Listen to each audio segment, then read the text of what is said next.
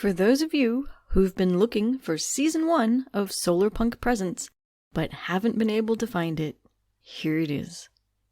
Originally, it was published as part of Solarpunk Magazine's Solarpunk Futures podcast. We're reposting our episodes on our site to make them easier for you to listen to if you didn't catch them the first time. We hope you enjoy them. Also, don't forget to support us by spreading the word about Solarpunk Presents, writing us a review, or subscribing to our Patreon at patreon.com/solarpunkpresents. Welcome to episode 10 of Solarpunk Presents, our last episode of our first season, in which Ariel and I talk about all things solstice and how it kind of relates to Solarpunk. Next season is very exciting.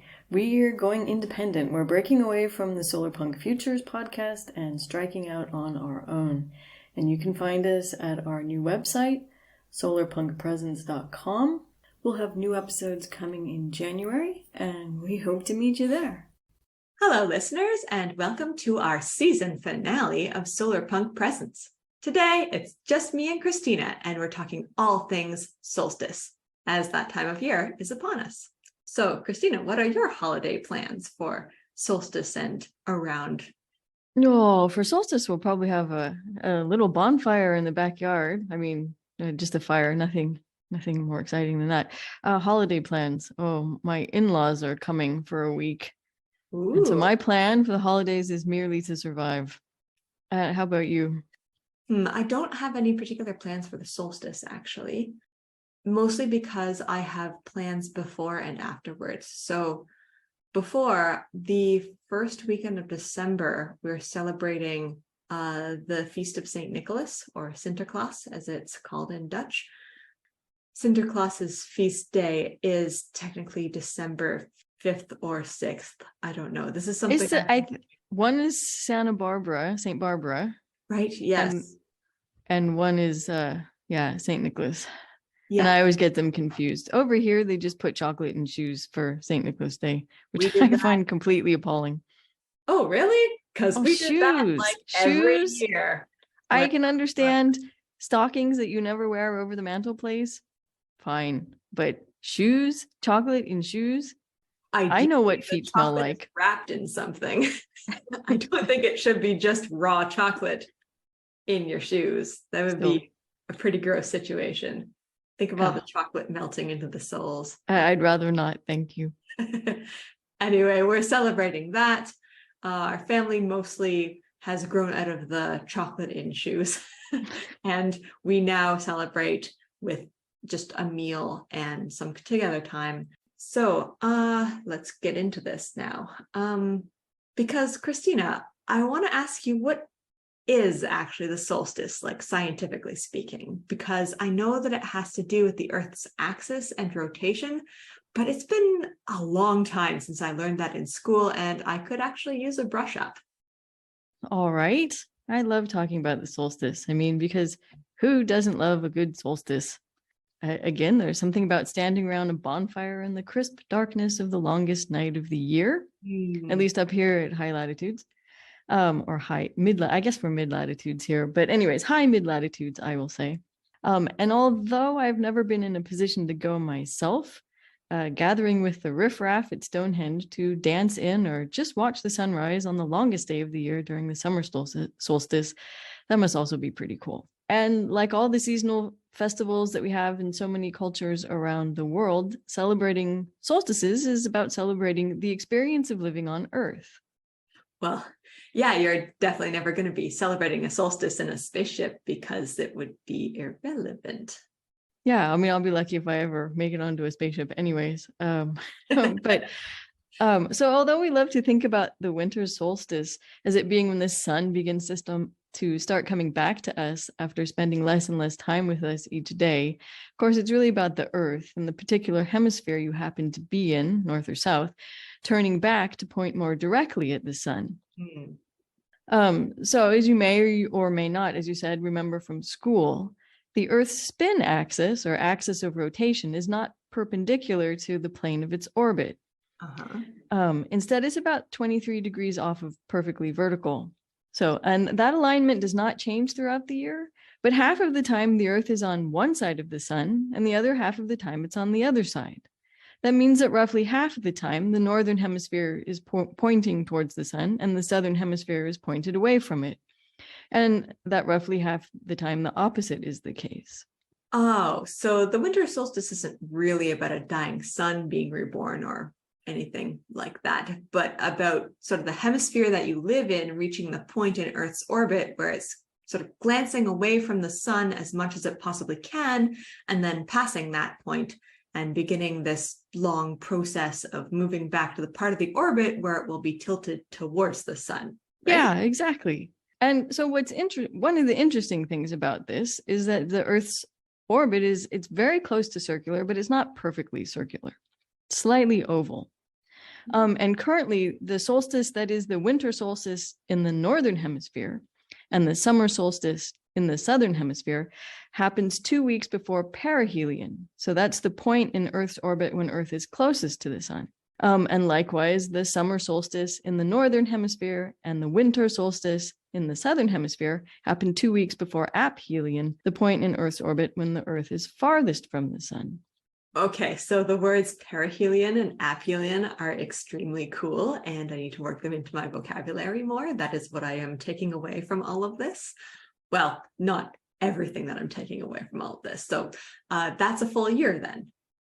So this is another interesting thing, because it gives us at least two different ways to define a year. So we could measure the year as the amount of time it takes the Earth to complete one orbit around the sun, which you'd think it would be the normal way you would measure a year, right? And that's what's known as a sidereal year. And it currently takes the Earth 365.256 days to complete. The other way to define a year is by the amount of time it takes to march through all the seasons, going from, say, the northern hemisphere winter solstice all the way around to the next one.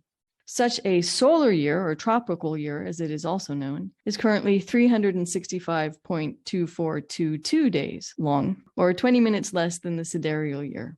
Oh, so it's kind of, I mean, they're very close. They're kind of the same then? Kind of the same, but 20 minutes per year adds up, with the result that the occurrence of the solstices migrates around the Earth's orbit in what used to be known as the precession of the equinoxes. So with the solar year being 20 minutes shorter than the sidereal year, in 13,750 years, the northern hemisphere winter solstice will happen at the other end of Earth's orbit, near aphelion instead of perihelion. And it'll take 27,500 years to come full circle. Whoa. Meanwhile, the calendar year that we currently use has an average year length of 365.2425 days, thanks to the inclusion of the extra day during leap years, putting it closer to the solar year than the sidereal year. And thank goodness for that, otherwise the solstices would also march slowly through the calendar year, moving a full day earlier, about once every 70 sidereal years. Okay, wow, that's really neat. So, but what's the reason for the mismatch between the year as counted from the solstice to solstice and the year counted by how long it takes the Earth to make one full orbit of the sun?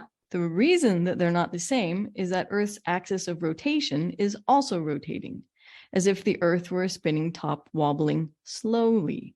And this 27,500 years is the time it takes for the tilt axis to make one full rotation. I mean, if it's something that's happening so slowly, how do we know that the Earth's spin axis is rotating? So how do we even observe something like that? So this rotation of Earth's tilted axis of rotation is something we've known about only since 130 BCE, or before Common Era, or, well, you could also just call it BC.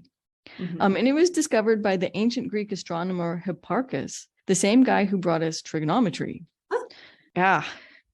When you're hot, I guess, you know. So he discovered that Earth's tilt is rotating. So he discovered that when he compared the measurements of the location of Spica, the brightest star in the constellation Virgo, with those made by astronomers a few hundred years earlier.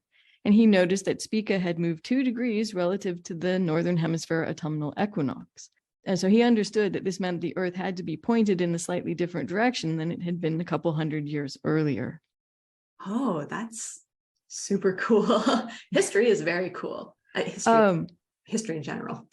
Yeah, it's a pity it's taught so badly in school, that you don't understand it until like 30 or 40 years later. And then the pieces sort of start to fit together and you go, oh, I get it. It's not just a bunch of facts, it's actually things that connect together and had impacts and Impact on my life. Wow, who'd have thought? yeah. But anyway, so not that I'm a math person, because I'm not really a math person, but I love how it underscores how this story with Hipparchus here underscores how we developed fancier and fancier mathematics in order to understand, if not our place in the universe, then at least our place in our galactic neighborhood. Because you need systems to understand and quantify, as well as relate to, the distance between things that are absolutely mind-blowing far away, right? And this is even true in ancient Greece, when you're looking at the stars. And I also love how the solstices and seasons are all about what it is to live on Earth. So even before we had things like trigonometry, people noticed that the days got longer, and then the days got shorter, and then the days started getting longer again. And this must have amazed humans from the moment they first became capable of being amazed by it, as opposed to just being able to notice it. I mean, we have chickens, and I'm pretty sure my chickens notice that there are times when the days stay dark late and get dark early. And then there are times when the opposite is true. But I don't think my chickens have ever thought about the mechanics of it. I also think for anyone who has experienced the long slog of darkness for the 3 months centered around the winter solstice at these sort of high latitudes or high mid latitudes, it's easy to imagine that the winter solstice packs a much bigger psychological punch than the summer solstice. Not to mention everyone who gets seasonal depression or has seasonal affective disorder. I certainly am affected by seasonal affective disorder myself. I have one of those solar lights that I break out this time of year because I need it for, well, my brain needs it. It needs all those delicious chemicals and vitamins, and I can relate to that. I don't exactly know how that works, but it just does work. But I think that's why people up here have, since time immemorial, have celebrated the winter solstice as the beginning of the sun's return. So my theory is that party planning, so like festival planning, is something that gives you something to look forward to, and it occupies your mind, which are both huge mitigators of depression and anxiety, for me at least. I can't speak for everyone.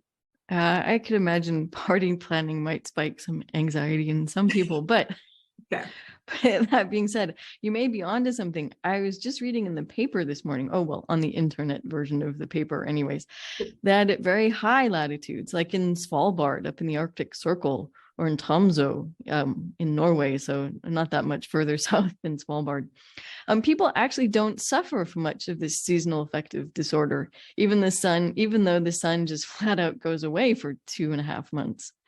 Because the locals are too busy being excited about winter and the prospect of snowshoeing and cross-country skiing and snowmobiling and drinking hot cocoa all snuggled up on a sofa with friends in front of a cozy fire. So they're too busy getting excited about all of that to get depressed about the darkness. And I have to hand it to them for that enthusiasm, because it is hard to go without sun. Oh, yeah. Like, I once spent 5 days in Iceland in December. So that's actually just south of the Arctic Circle. So much further south than Svalbard and Tromsø. So Iceland in December still has days. So even though they start at about 10 in the morning and end at 3 in the afternoon, and the sun never really makes it out of twilight. And those 5 days, I mean, that was hard. I could imagine. So even though I was on vacation and it was fun touring around the countryside, seeing geysers and waterfalls and visiting Reykjavik's Penis Museum, by the end of those mere 5 days, I was a gibbering wreck, desperate to see the sun again. Well, it's like humans have forgotten how much we're tied to the sun and to the seasons and to the natural world. When I lived in Edmonton, Alberta, I mean, that isn't nearly as far as north as Iceland, but at the solstice, the sun rises after 9 a.m. and goes down around 4 p.m. And it was deeply depressing. So maybe we need to well, we've got Christmas, and Christmas takes our mind off of these things, which in some ways Christmas is also a solstice celebration.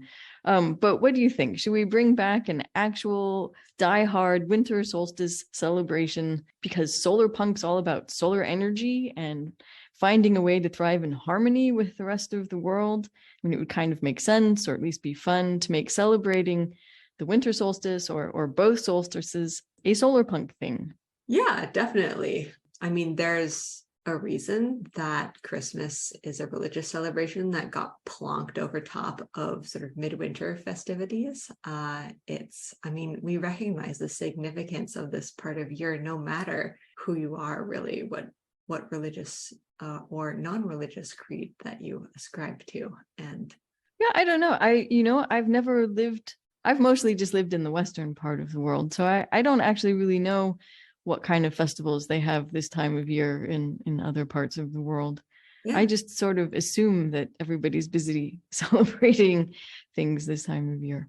Yeah, well, it was really jarring for me when I lived in Japan for about a year, because they don't celebrate Christmas. It's just not a big deal, which totally makes sense. But to them, New Year's is a huge deal.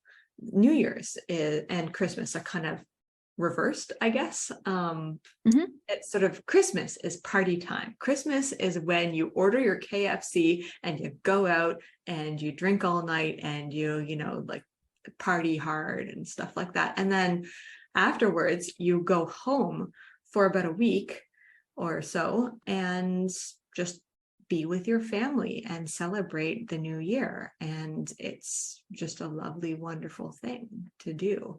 I found it very relaxing and peaceful, as opposed to over here, what I'm used to doing is having my relaxing, peaceful family time before the New Year's party time. Okay, well, here's a fun fact. Japan has only recognized the New Year's beginning on January 1st since 1873. Really? Yeah, well, actually, this is kind of a modern-ish sort of idea. There was a lot of flip-flopping of the start of the new year. I'm looking at a list here. I'm looking for, I don't see Canada on this list.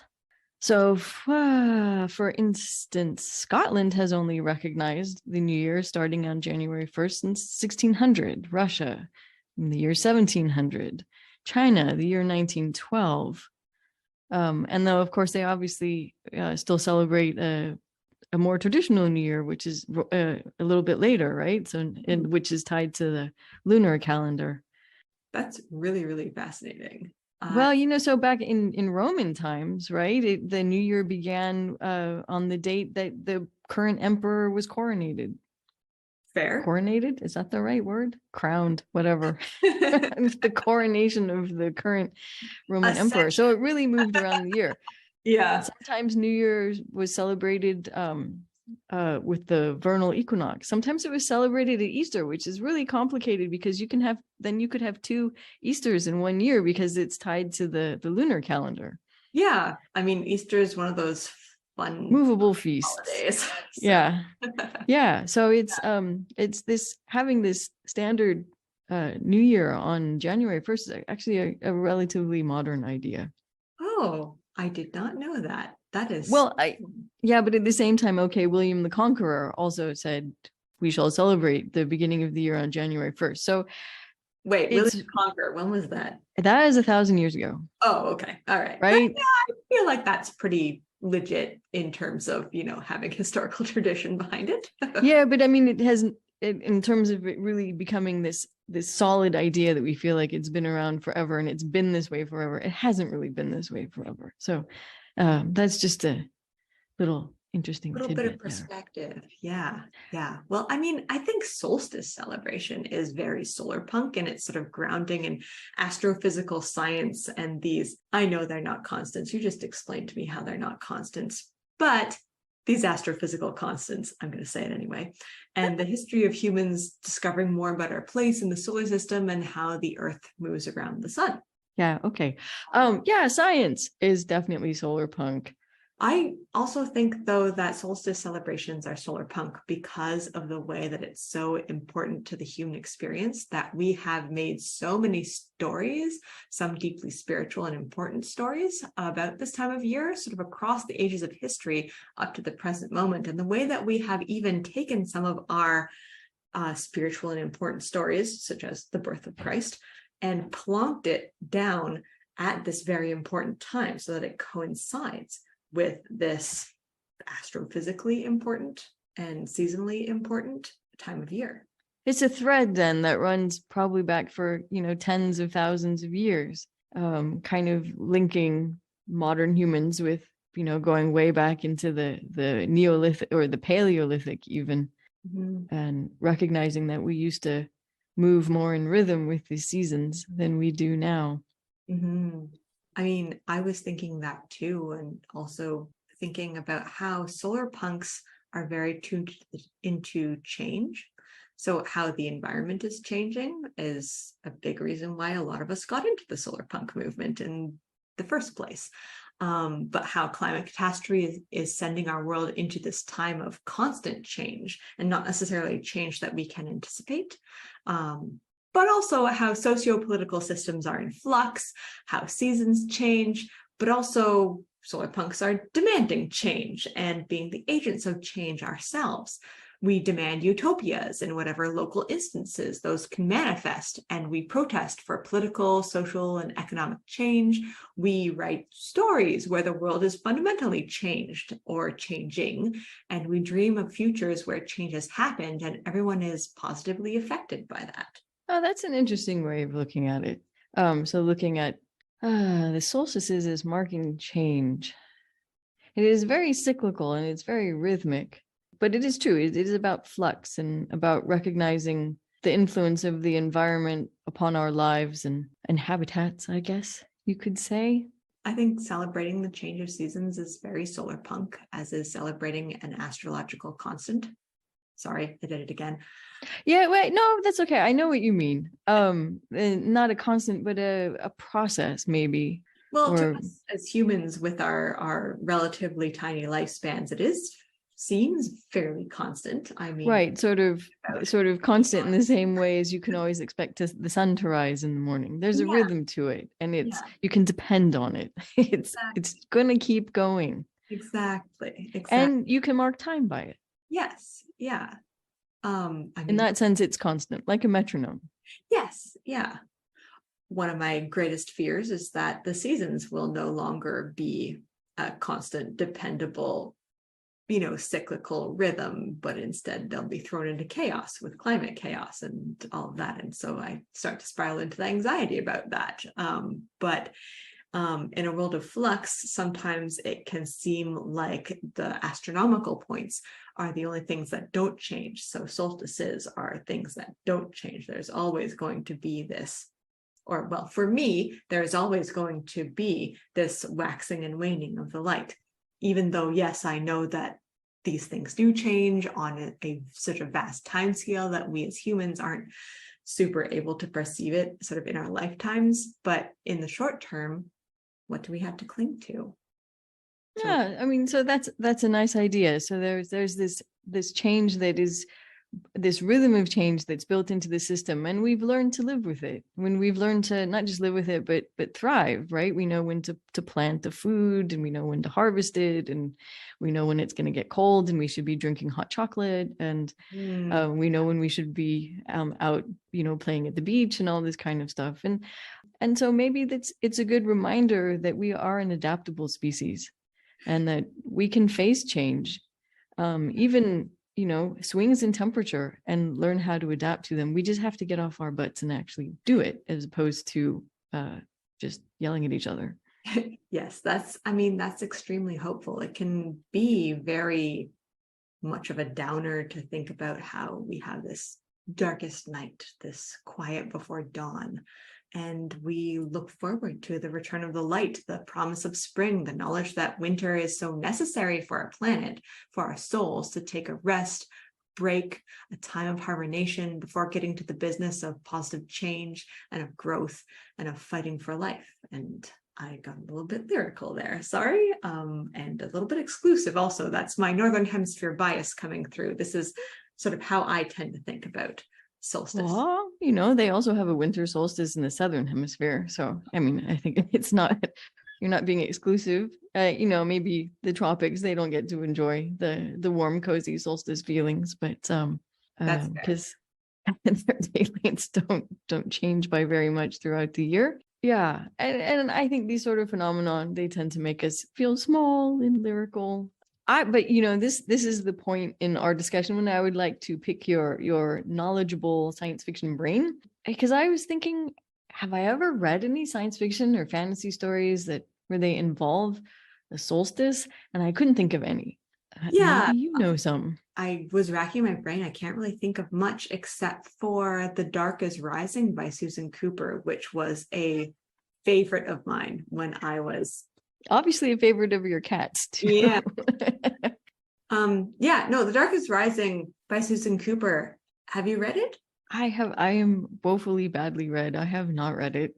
It's actually part of a 7-part young adult series. And I read it when I was small as well. It was my first, I would say it was my first exposure to Welsh folklore and English folklore, specifically, what was it?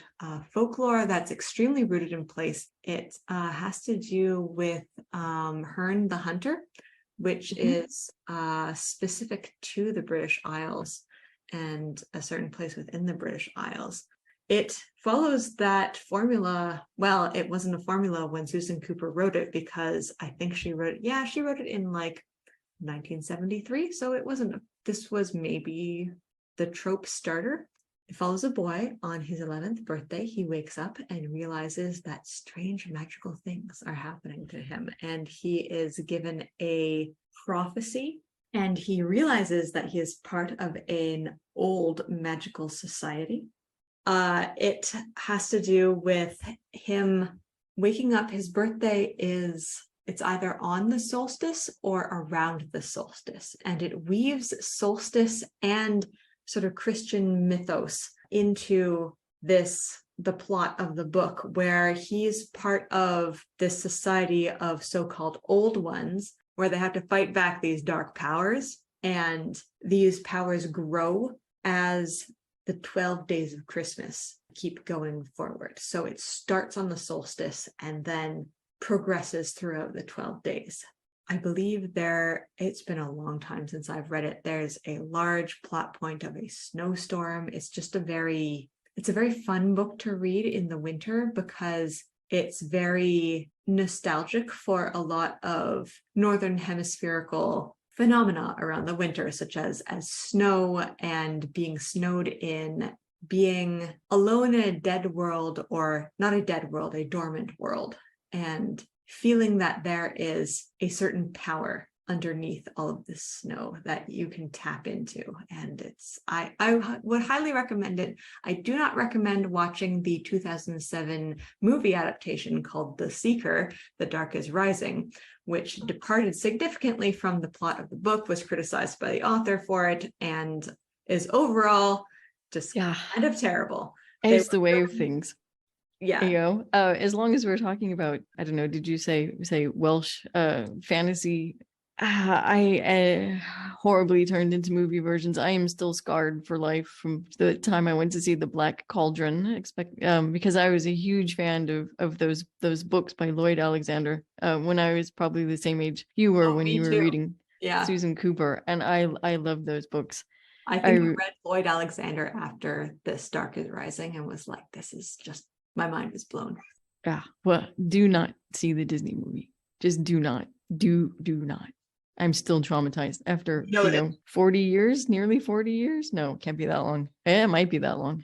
But yeah, I think it would be fun if people would write some Solarpunk stories that center around either the winter or the summer solstice, and what kind of, imagining future traditions that communities might have to use the solstice as a way to celebrate our connection with the earth and our respect for it and our learning to live within the earth again rather than subjugating it.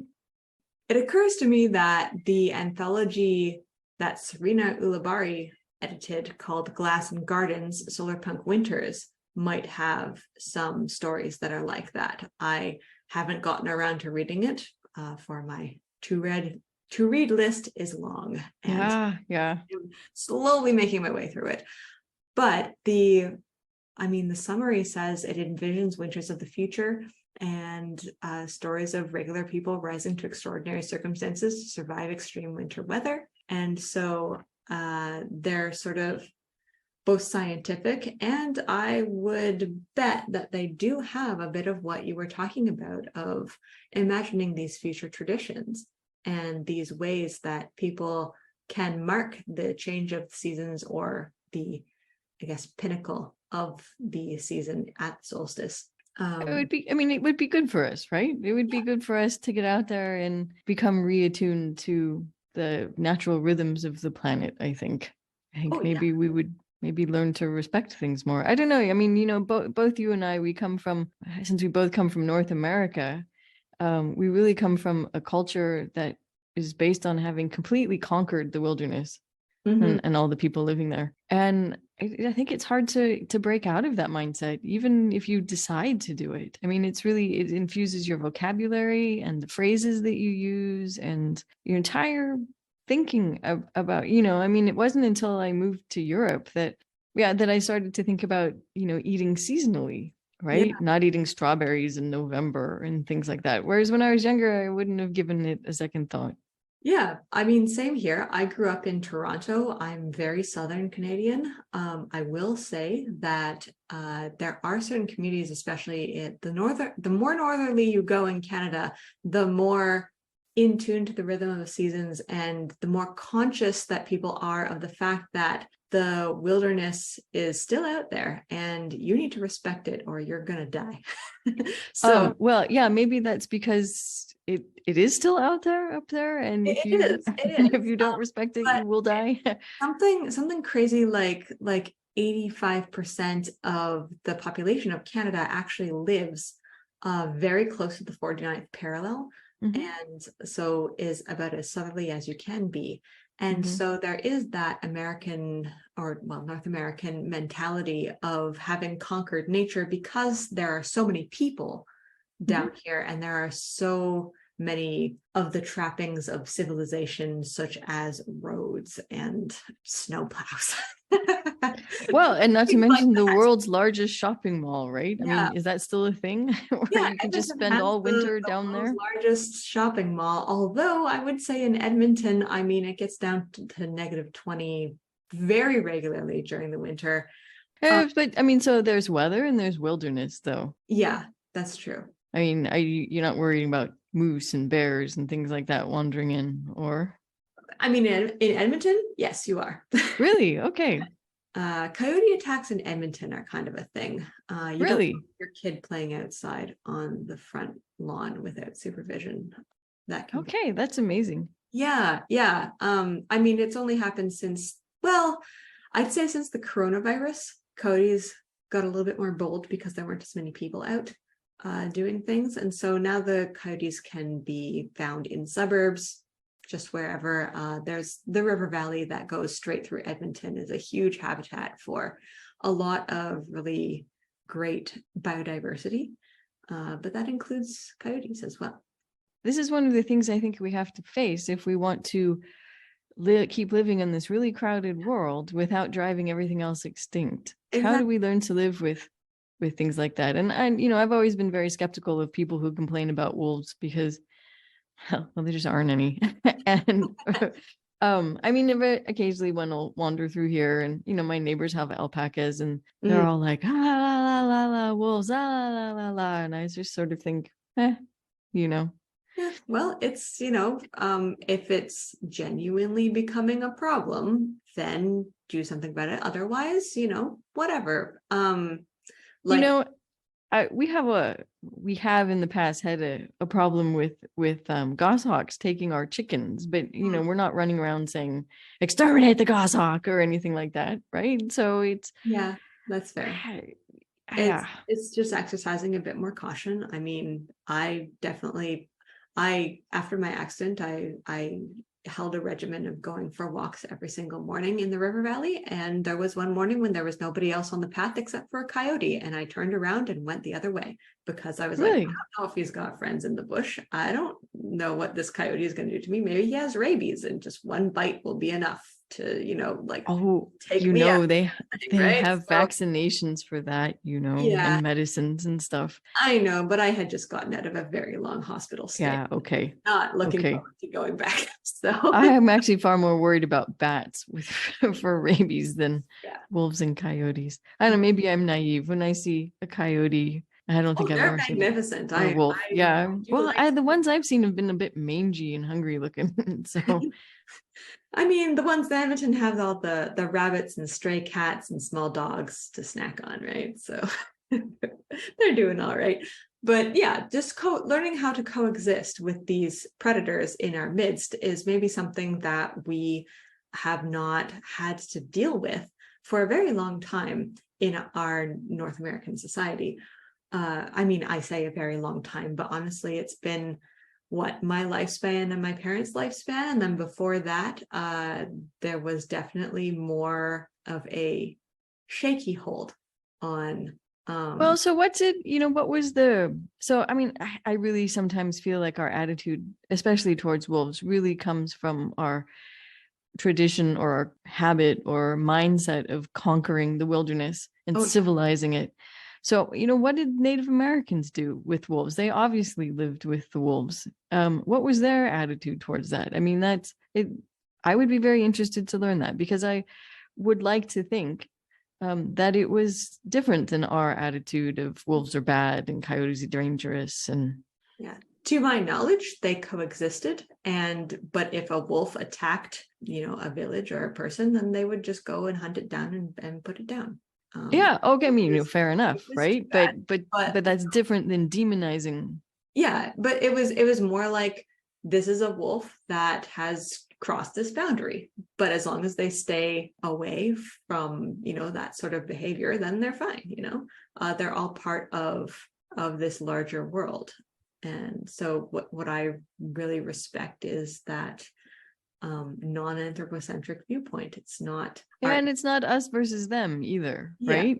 It would be nice if we could learn to share space even with other apex predators. yeah, exactly. So, Which I think we are starting to sort of learn about, definitely, but it's I live in farm country and everyone here would shoot a wolf the minute they saw it, except it's illegal. well, as a person who did a project on wolves and was obsessed with wolves when I was in elementary school, I think that, but also I was a city kid. And so the realities of living with wolves and having especially from an agricultural point of view, those realities were not within my sphere of knowledge. Yeah, I mean, I think we really, I think civilization in general has a very agricultural mindset, and it's really worked. Again, you see it in our vocabulary and in the phrases we use.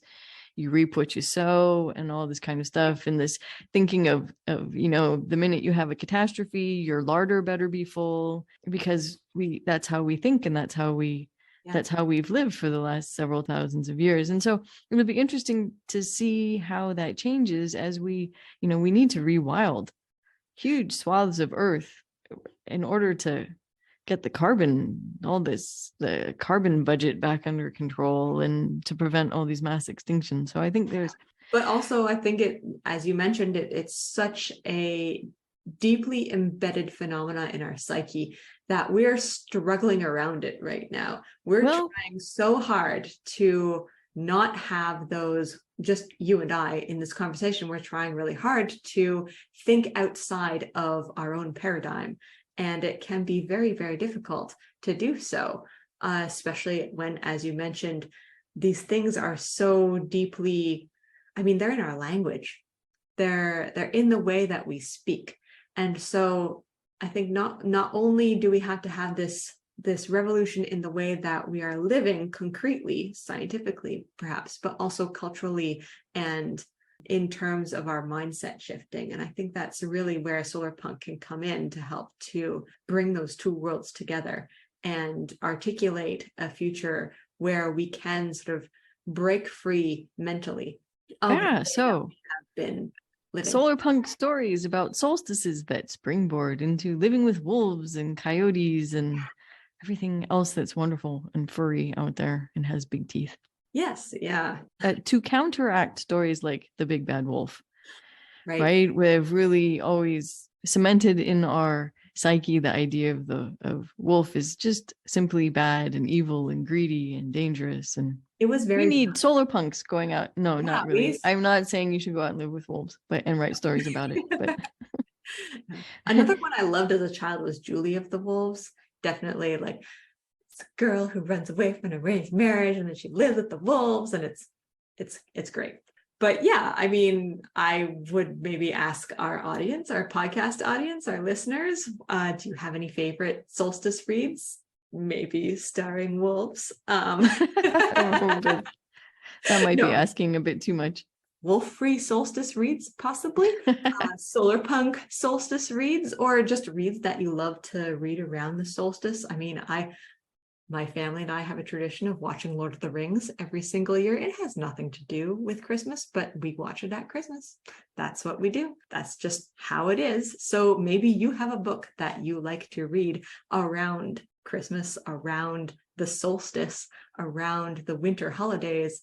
What is that book? I want to know. I want to know what these stories are. If you could email us at solarpunkpresents@gmail.com and let us know, or you can find us on Twitter at solarpunkp, or Mastodon actually at solarpunkpresents at climatejustice.rocks, and let us know what you think. Because Ariel's reading list is not long enough.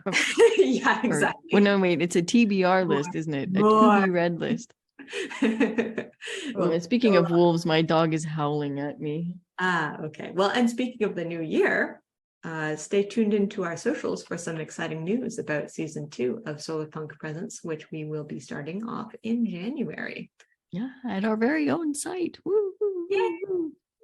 We'll give Solarpunk Futures back to Solarpunk Futures. Yeah, exactly. Oh, can you hear my dog howling at me?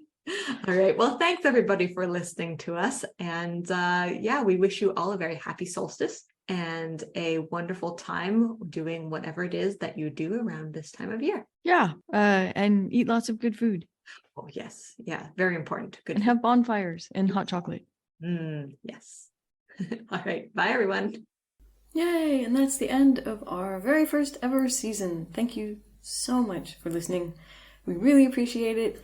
We hope you'll join us in season 2 when we fly free from the nest and have our own site and our own podcast at solarpunkpresents.com. Thank you for listening to Solarpunk Presents, a series embedded within the Solarpunk Futures podcast, written, hosted, and produced by Christina de Rocha and Ariel Kroon. This podcast is a part of Solarpunk Magazine, which is published by Android Press, which is located on Kalapuya Ilihi, the traditional indigenous homeland of the Kalapuya people. Today, descendants are citizens of the Confederated Tribes of Grand Ronde Community of Oregon and the Confederated Tribes of the Siletz Indians of Oregon. The opening and closing music for Solarpunk Presents is Water Cooler Gang by Monkey Warhol and is available for use under the Creative Commons Attribution 4.0 International License. So, thank you again for listening, and until the next episode, stay solarpunk.